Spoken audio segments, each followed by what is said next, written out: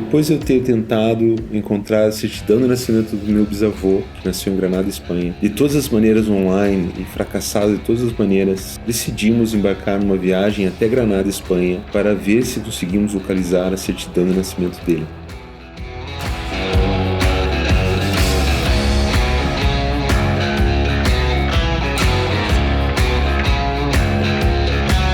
Essa certidão de nascimento é a maneira de se obter a cidadania espanhola pela Lei de Memória Democrática de Direito. Em suma, é um documento importante para minha família, então achei que valia a pena investir numa viagem para ir até lá, falar com os notários, os cartórios, as paróquias e ver o que dava. E nada melhor do que embarcar numa viagem de moto. Alugamos as motos na Espanha e partimos em direção sul, em direção primeiro de Toledo e depois de Córdoba. Quando se viaja de moto, é uma coisa muito interessante que tua mente tem que estar totalmente no momento presente. Você consegue estar com uma atenção completamente fixada no que está acontecendo à sua volta, em todos os movimentos à sua volta. Foi muito interessante perceber como as estradas na Espanha estão em ótimo estado, existem várias opções. Você não precisa pegar as vias com pedágio, tem várias estradas paralelas em quase o mesmo tempo de duração, todas bem sinalizadas, e os motoristas todos dirigindo basicamente na mesma velocidade, de uma maneira bem ordeira. Realmente, viajar de moto pela Espanha é uma experiência muito boa, muito segura. Claro, comparado com viajar na América Latina, né?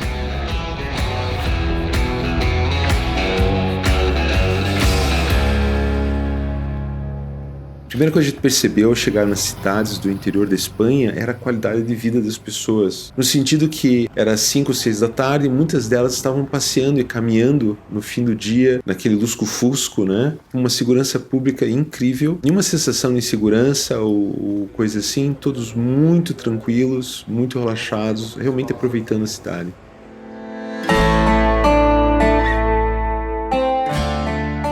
No segundo dia de viagem, chegamos a Granada, terra do meu bisavô. E foi muito interessante perceber que os oficiais dos notários, realmente eles estão recebendo muitos pedidos de latino-americanos, pedindo documentos de antepassados, e eles não têm muita boa vontade, assim, porque eu entendo até a parte deles, né? São muitos pedidos e as pessoas não têm muitas informações. Então, por exemplo, eu tenho a data de nascimento local, só que eu cheguei no notário e ele falou assim, você tem certeza que foi aqui? Porque se não foi aqui, não vai ser encontrado. A impressão que dá, assim, é que eles estão meio cansados de fazer as buscas, né? Mas eu passei os dados aqui ao registro principal de Granada e eles iam me informar por carta e o endereço tinha que ser na Espanha porque as cartas se perdem, são cartas simples, né? Então eu consegui um endereço na Espanha de um amigo, de um conhecido que vai receber aqui os documentos e ao mesmo tempo ficou também essa dúvida, né? Será que o meu bisavô realmente se registrou em Granada, na cidade principal, ou foi num pueblo? Existem dezenas de cidadezinhas periféricas de pueblos no condado de Granada. Então você começa a perceber que essa busca, né? Essa é realmente uma missão hercúlea, né? Achar essa certidão. 750. 11 minutos. Yeah, let's do it.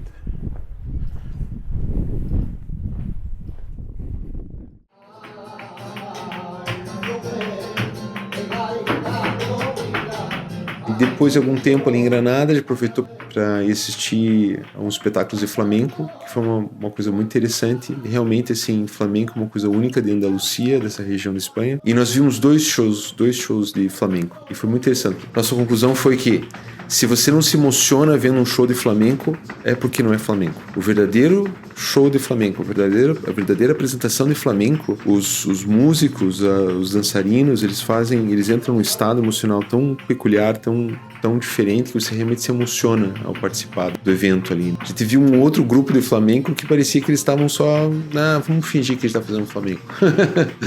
Mas tudo bem, devia estar cansado, sei lá, né? Então é uma coisa interessante, o flamenco é uma coisa muito única mesmo, né, da região, e realmente vale a pena assistir um show raiz, né? O problema é achar o show raiz, né? Então tem várias pessoas que vivem disso e começa a virar uma coisa, uma labuta deles, né, que não tem muita alma. Ver um show de flamenco de alma realmente é muito bom.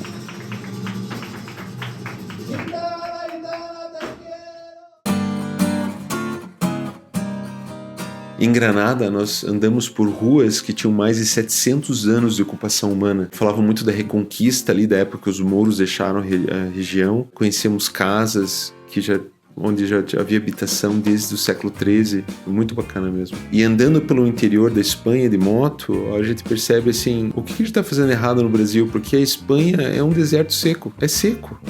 Nós vimos várias represas vazias, secas. Nós vimos no máximo campos de oliveiras, né? Alguns campos de fazenda solar, né? De painéis fotovoltaicos. Mas não tem muita economia ali. A gente não viu muitas indústrias, não viu muita coisa ali. Então faz pensar o que a gente está fazendo errado no Brasil, né? Porque nós temos um país com muito mais recurso natural e nós não temos a qualidade de vida que os espanhóis têm. Outra coisa bacana que a gente percebeu aqui foi como tudo tem multa, né? As pessoas estão relaxadas, estão calmas, mas tem multas se fizer coisas erradas. Se não botar o capacete, multa de 200 euros. Excesso de velocidade, multa de 400 euros. Ou seja, a impressão que deu é que as pessoas estão calmas, mas elas seguem muito as regras, né? Teve um momento que a gente andou de moto em paralelo na estrada e um motorista passou pela gente e fez um sinal dizendo que não podia andar em paralelo na estrada. Ou seja, todo país organizado, ele exige uma organização dos seus cidadãos, né? Talvez seja isso que esteja errado na América Latina. Você tem um excesso de liberdade, talvez, na maneira que você pode viver, fazer as coisas e fazer coisa errada, né? Por um lado pode ser bom, porque você tem liberdade, mas ao mesmo tempo a sociedade não fica organizada, né? Nós falamos com um motorista de Uber também e ele disse que ele paga 40% de impostos bruto de tudo que ele ganha. Você consegue imaginar você dando 40% do seu salário bruto pro governo? Tá certo que no Brasil a gente acaba pagando isso escondido nos consumos, no iPhone, no computador, na gasolina, no pão, na água. Tá embutido ali um imposto que vai pro governo, né? Enquanto que nos países da Europa e Estados Unidos esse imposto é menor para compra dos produtos, mas tem um imposto de renda.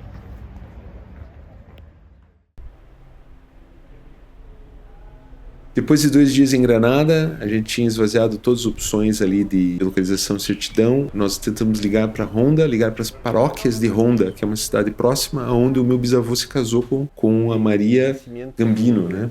A minha bisavó. Tentamos de toda maneira ligar para as paróquias para ver se tinha algum registro e, como mais uma vez ninguém atendeu o telefone, a gente decidiu pegar as motos e fazer uma viagem de 2 horas até Ronda, Granada.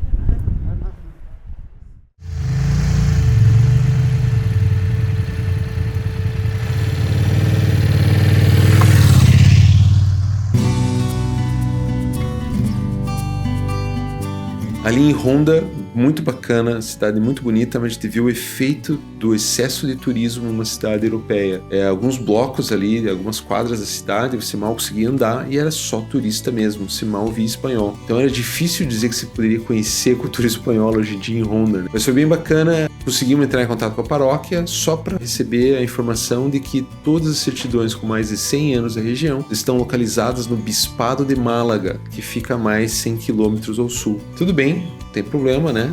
Nos preparamos no dia seguinte para seguir para Málaga.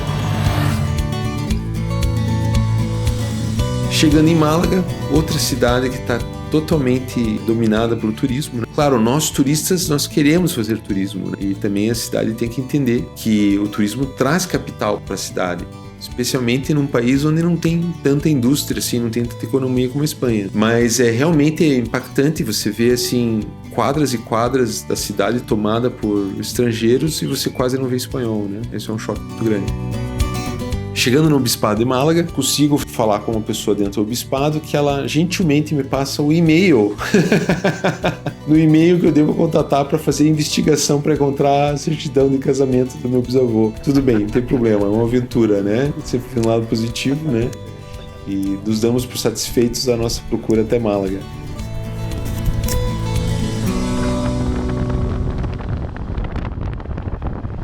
Se você for fazer uma viagem dessa de moto para a Espanha, eu recomendo que você pegue as menores estradas possíveis, porque as menores estradas são excelentes, são muito seguras, tem pouco movimento e você realmente pode aproveitar a natureza e toda a viagem. Começamos o retorno para Madrid, eram 400 quilômetros, era meio puxado, resolvemos parar em Ciudad Real, que é uma cidade muito fora do trajeto dos turistas. E que surpresa agradável, muito espanhol na rua, nós podemos ver e constatar com os próprios olhos a cultura do dia a dia de uma cidade pequena espanhola, muitas crianças, as pessoas no final do dia, nas pizzarias, nos restaurantes, elas não usavam o telefone, ninguém estava com o celular na mão, ou raramente tinha o celular na mão. A maior parte das pessoas realmente estavam ali para conversar uns com os outros. E essa para mim foi um grande aprendizado essa viagem. Eu que gosto muito de conhecer novos países. Às vezes é claro, quem não gosta de comprar um iPhone ou comprar um Mac barato, mas o que realmente me faz gostar das viagens e conhecer os países, né, é ver a cultura das pessoas e ver como eles fazem as coisas de maneira diferente ou talvez uma maneira mais inteligente do que a nossa. Um aprendizado dessa viagem realmente foi ver como não é necessário a gente ficar tanto no celular, a gente pode deixar o celular de baixo para poder ficar mais tempo com a família, mais tempo com os amigos. Foi muito bacana mesmo.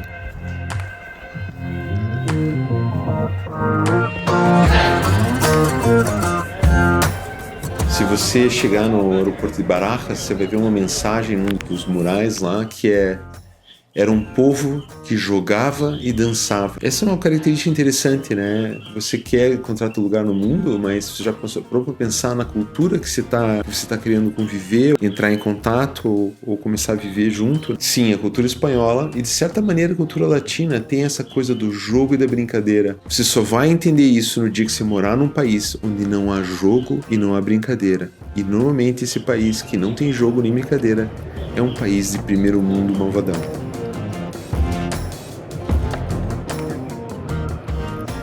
Outra coisa chocante que a gente viu aqui foi ver o atendente da MTB Bike, que é a loja que a gente pegou as motos. Um atendente comum, provavelmente ensino médio. Ele veio buscar as motos no final de semana e o carro dele era um carro da Kia híbrido. Daí a gente ficou pensando, qual brasileiro que pode ter acesso a um carro híbrido da Kia? O que a gente está fazendo errado? Mais uma vez, o que nós estamos fazendo errado num país tão rico? O que a gente tem que aprender para que qualquer pessoa com ensino médio possa ter um carro e ter uma vida própria, né? O salário mínimo na Espanha está em 1.200 euros. O aluguel de um apartamento de 2 quartos nos lugares fora de Madrid e Barcelona está em torno de 500 a 700 euros. Ou seja, tem uma qualidade de vida interessante. Outra coisa interessante que percebeu aqui na Espanha, que ao contrário de Portugal, teve um governo de um malvadão neoliberal que ele facilitou a construção, ou seja, a autorização de construção para aumentar a oferta de apartamentos e casas, né, para a população, o que fez baixar muito o preço da moradia. A moradia na Espanha está muito mais acessível hoje do que em Portugal. Olha que interessante, um salário mínimo superior e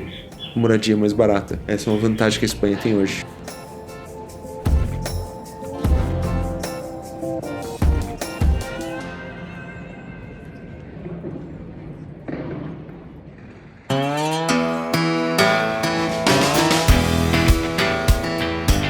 Mas o mais impressionante mesmo foi ver a qualidade do dia a dia, a qualidade de vida do espanhol médio, a qualidade de vida, a tranquilidade e segurança pública, pessoal andando sozinho à noite, crianças sozinhas no parque à noite. Isso é algo que realmente isso é brutal. Você que está assistindo o vídeo aí, nós temos outros vídeos no canal aqui sobre os vistos de nômade digital e de atividade não lucrativa, que são os vistos mais acessíveis para a Espanha. Se teu interesse é imigrar para a Espanha e vir morar aqui e conseguir teu passaporte europeu em 2 anos de residência.